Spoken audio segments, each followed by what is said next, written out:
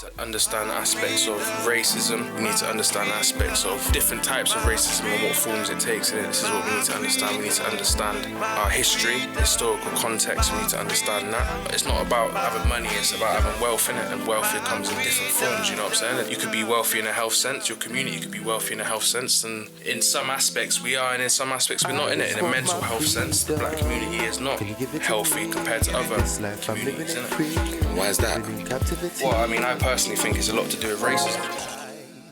This is Bristol, a multicultural city filled with different religions and ethnic groups. Bristol is home to many things: the SS Great Britain, the Suspension Bridge, and many more historical landmarks.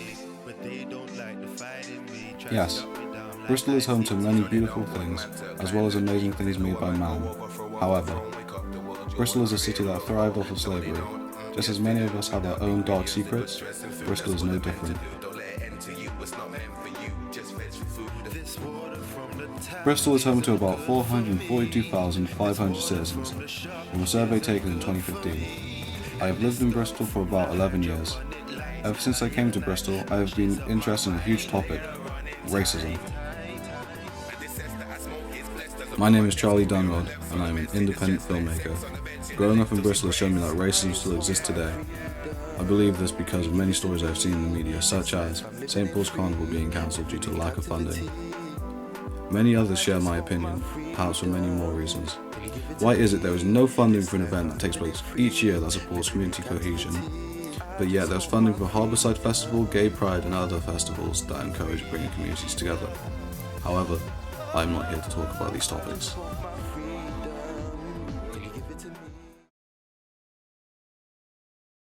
This is Blackwood, a small part of the valleys in Wales. I grew up here and was subjected to a large amount of racism. I lived in Blackwood when I was 6 and left when I was 8. I was the only ethnic minority in the street. As you can imagine, I turned a lot of heads when I walked the streets. An old bully of mine was in the news last year. He murdered a man while drunk and now is looking at life in prison. I haven't stepped foot in this neighbourhood in 10 or 11 years. After we arrived, I took a small walk around to see what had changed. The environment has only changed by a small fraction, but the people haven't changed very much. Welcome to Blackwood. Yes, blood. Yeah. What are you doing here? Pardon? What are you doing here, pardon? What am I doing? Yeah, exactly. Get out here, please. I'm breathing. Get out here. I can stay here if I want to. Exactly.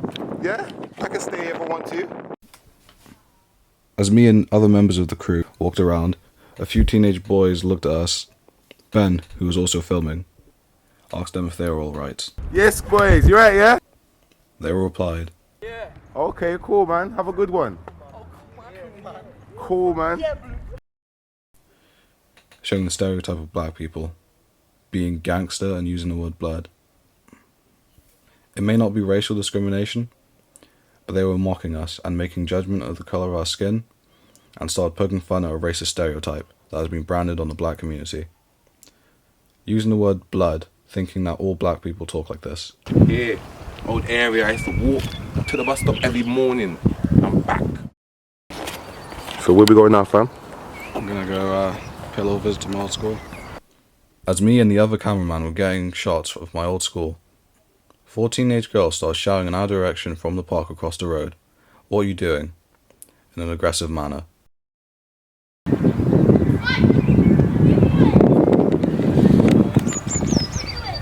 We both ignored them and went back to the car. While we got in the car, the girls came to the gate of the park and were trying to intimidate us. They later on came out of the park with sticks and followed the car while using rude hand gestures to taunt us. It makes me wonder whether or not they would have made a fuss if I were white.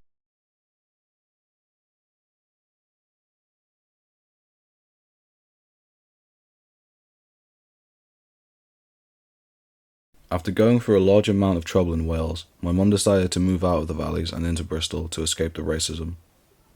I am now 17 years old, and I have a strong opinion on racism. I have seen and been through racism in and out of Bristol. After encountering racist incidents in the primary school and in the streets, it came to my attention that Wales is not the only racist place. Bristol and other cities and countries are racist as well. However, the main argument is if racism still exists, or if it has been buried beneath money and power, or if it has been covered up by a false facade.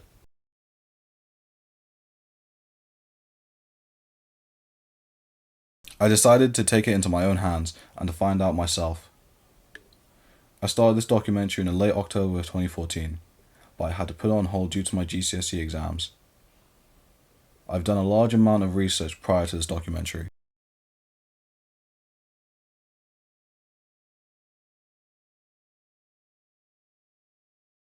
Starting my research in 2014, then continuing on to the present, has been a great advantage. New stories have risen in the media, and stories haven't risen in the media at the same time.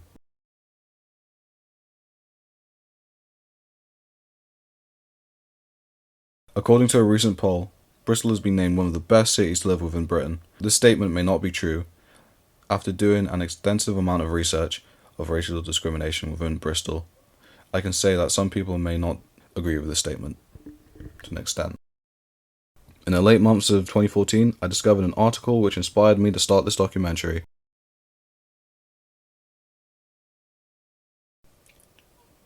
I decided to put my thoughts into action and start my documentary in my old secondary school, Fairfield High School. I started production in 2014 while studying for my GCSE exams.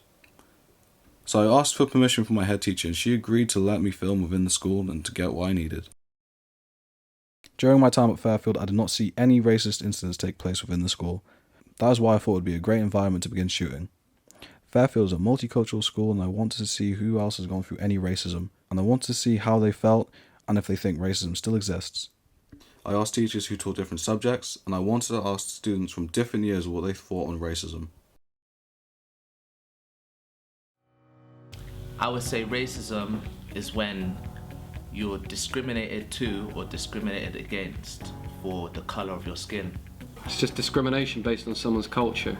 Racism's the unwarranted language that one will use towards another person in a way that is threatening, hateful, abusive and offensive, and particularly in relation to their colour. When one group of people discriminates against another group of people because of their race.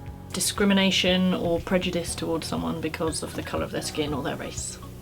To me, racism is a hatred or dislike, distrust, or a feeling of superiority against somebody of a different ethnicity. Or racism is like someone being rude about your skin, where you come from, or like your background.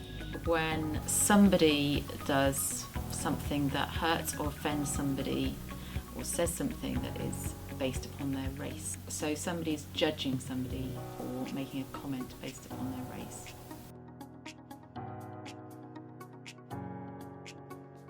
Racism isn't necessarily attached to a nationality. So, for instance, you can have British people who are black or British people who are white. Certainly not white people. I think it really does depend on where and when you are, really. Whoever is newest to the community. It was Somali people that were new to the community. No one had really come across them before, so I would say that they suffered more victimization than most. Victimization from people that should know better. It depends what country you're in. It depends on the hierarchy within that country. I'm not too sure what nationality experiences the most racism. I reckon it's like poor countries, so like Africa or something. So I think all nationalities or all races can experience racism depending on where they're living at the time. Because if you're in different countries, different people are going to experience racism. So I have a friend who is Black Caribbean by heritage, who's married to a white British person, and she experienced extreme racism when she was in America. Not because she was Black Caribbean, but from other Black Caribbeans against her husband. In the past few years in Britain, there's been a lot of racism towards immigrants coming from Europe, so the Polish, the Bulgarians.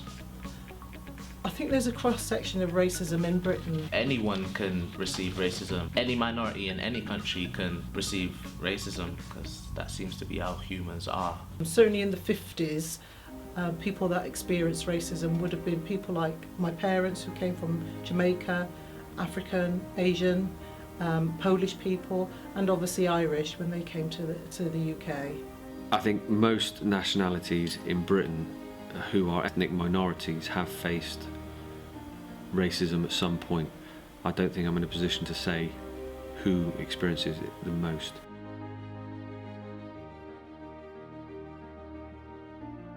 Oh yeah. Absolutely yes, in all corners of society. Racism definitely still exists. Definitely, yes. Yes, absolutely. Of course, absolutely.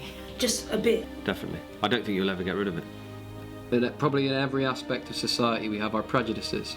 Because some people have learned the outcome of what racism can do to some people. 'Cause some people can kill themselves. In countries like the UK, it's not so much in your face. I don't see racism on the street, but I know it's there. Just like you'll never get rid of homophobia or anti-religion or anything like that. So you see it, but it's a lot more institutionalized like now.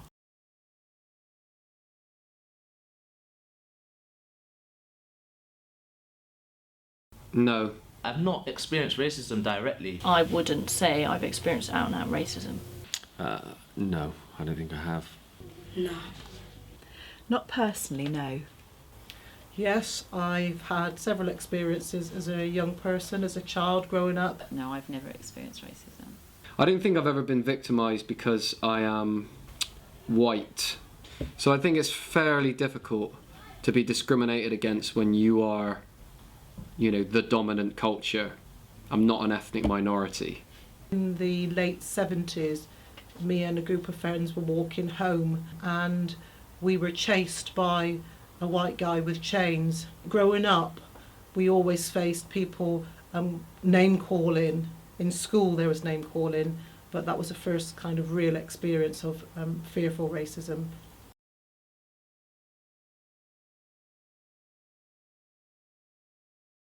In real life now, I haven't seen someone go through racism. Yes, you see it in school sometimes. Yes, as a police officer and in my personal life. I've witnessed it. I've only seen it at the level of school.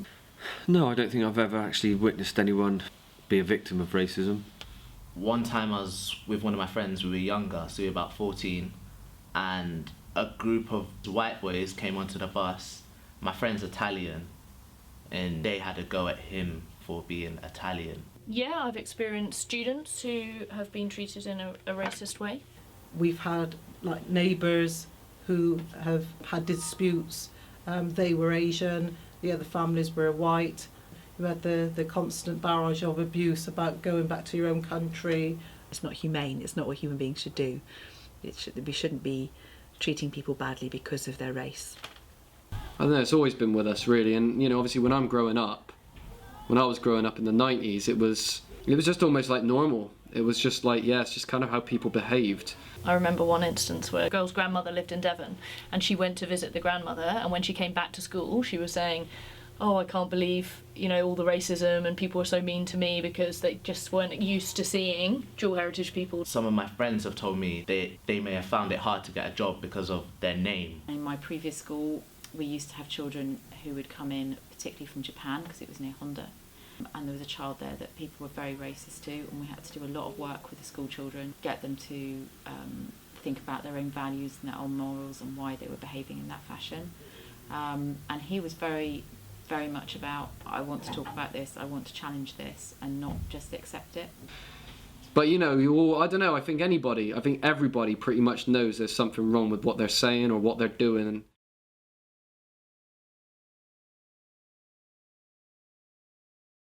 I'd like to think so. I'd like to think in my shiny ideal world that we will one day wake up in a world where there isn't racism. Yeah, it could be stopped.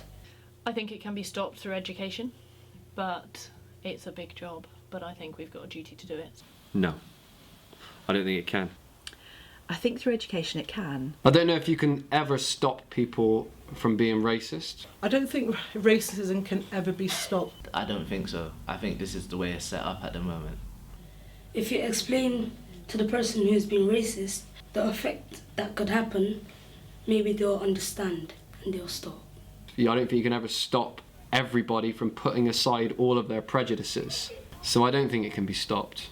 But I think we can do something about it still. If you work with people to get them to understand other people's feelings and experience, then racism doesn't happen. It only happens through ignorance. I'd like to think that maybe in the next generation there will be a time when there isn't racism. But until we sort out how we deal with each other regardless of race, and how we interact with each other and how we live with each other in the world, I can still not see that happening in my lifetime. Through education and information sharing, culture sharing and being inclusive, we can educate people to think differently. We need to constantly challenge people's behaviour in relation to racism.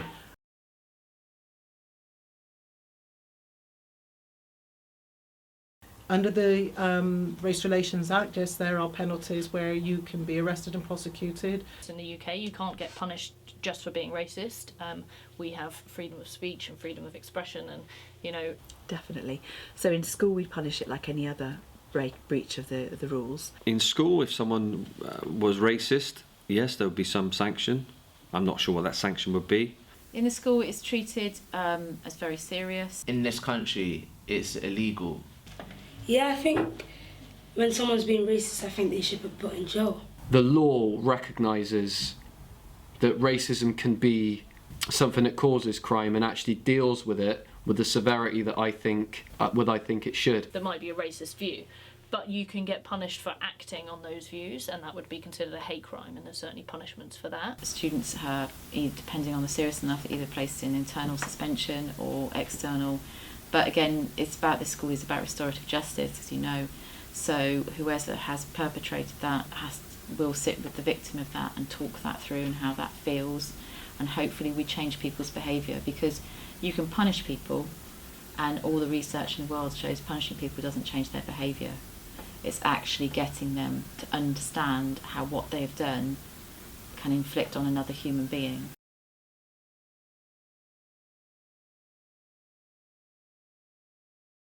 I think humans, we like to put things into categories. I think fear. It's learned behaviour. They want something, or they're jealous of something. I guess ignorance. I'm not sure whether anyone actually sets out to be racist. There's an old saying, isn't there, that you're not born a racist or a homophobe, you're made into one. Being racist is a way of being like, well, there are people less worthy than me, so I can feel better about it. A lot of it comes from wanting a scapegoat, so it's easier to have a scapegoat that's a group of people. Like, a lot of people blame religion for a lot of problems, but I think if religion didn't exist, we'd look at each other and still be able to see each other's differences.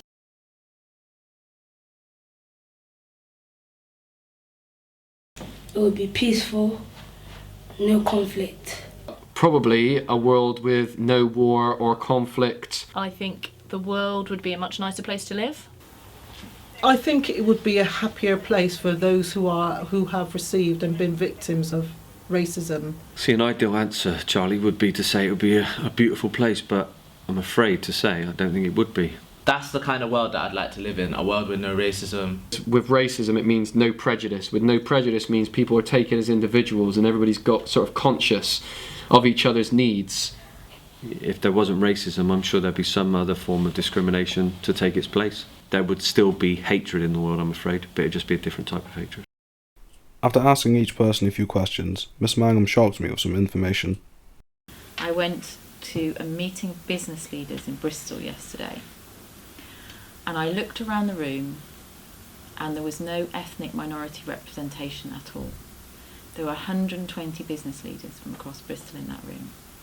And then the children who were involved in this enterprise stood up and talked. There was no ethnic minority representation in there at all. If we lived in a world where there was no racism, that room would look very different, wouldn't it?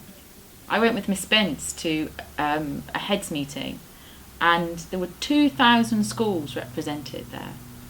4 people in that room were ethnic minority out of 2,000 schools. 2,000 head teachers, and only 4 people in that room were ethnic minority. That has to be down to society stopping that ambition and stopping that aspiration somehow. And I think if we get more ethnic minority people in teaching and in leadership, then the world becomes an equal place. After uncovering the shocking information, I decided to talk to people that are well known in the Bristol community. I decided to visit Michael Jenkins and Joanna Randall. I run a public relations and social media agency in Bristol called Purple Fish. I'm Patrick Hart, I'm the Chief Executive of BCFM Radio and a broadcaster.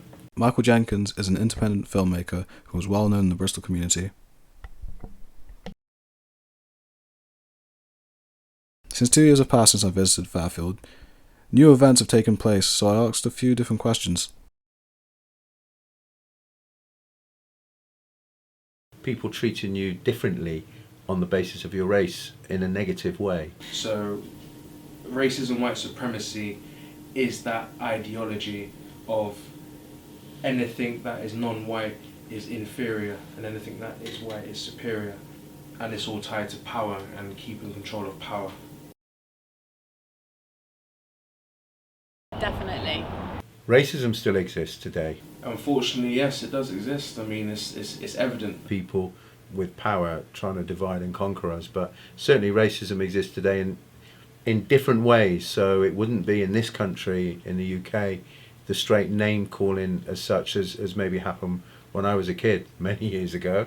But it will still happen in terms of broadcast and in terms of excluding people of a specific race. You can open up your Facebook as a black person and witness racism, casual racism. You can walk down the street and smell the racism. Getting stopped and searched by the police, is this down to racism? Well, I mean, racism, white supremacy plays a big role in why a police officer would look at you in a certain way and think you're a criminal. In the workplace, in education, and just generally in life, that people do treat other people differently based on race and heritage. It's getting worse since you've got groups like the EDL, and then you've got social media groups like Britain First with big impact on sort of young people.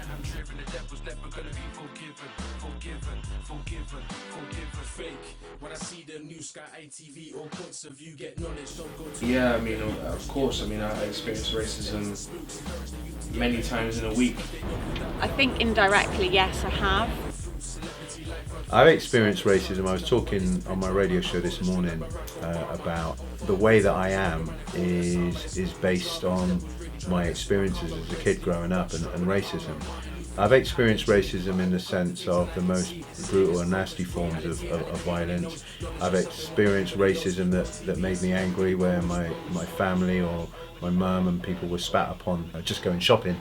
In an area of Nottingham where we grew up. I am a mum to 2 mixed heritage children, and as a result I've come across different treatment, judgment and negative opinion towards me and my children, specifically because they're a different skin colour to me, or judgments on me as a white woman because I've got mixed heritage children. For me personally, I think I've probably experienced more racist attitudes from white people than from any other group of people I know. Mentality decreasing in size, but fatalities increasingly rise because they don't really want you to strive. Paper power, this is the price, but we gotta stay wise. Clean out the dirt, that's my third eye. Moving to work, yeah, it's a really powerful image about how the world media here views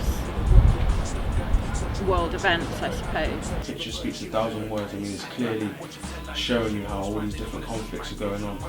But the world media is focused on what happened in Paris. Now, we're not demeaning the atrocities in Paris, but the focus is very much done for a reason. It tells me that the media is looking at the atrocities happening around the world right now and doing very little about them.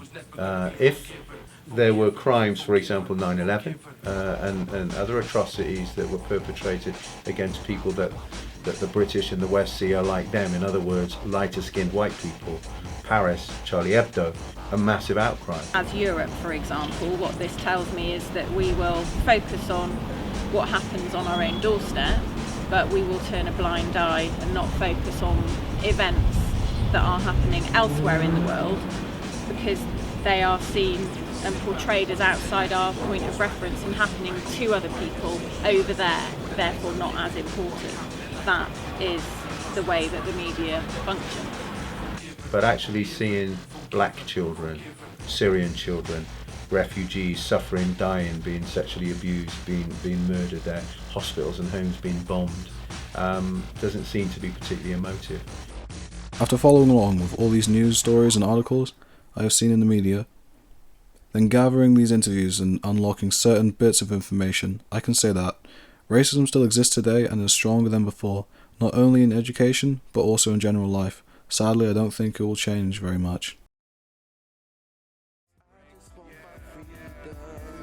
Can you give it to me? This life I'm living it free, living in captivity. I just want my freedom. Can you give it to me? This life I'm living it free, living in captivity. I just want my freedom.